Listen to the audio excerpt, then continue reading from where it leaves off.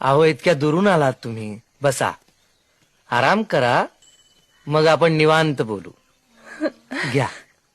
नाही महाराज, आधी मला सांगा, अनुग्रह होईल ना? अहो महा जिद्दी बाई आहे ही. अगोदर हो म्हणा. पाण्याचा थेंब सुद्धा घेणार नाही ती. अहो दिवसभर तुमच्याच अभंग गात बसते. आपण हिचा दुर्दैवी नवरा.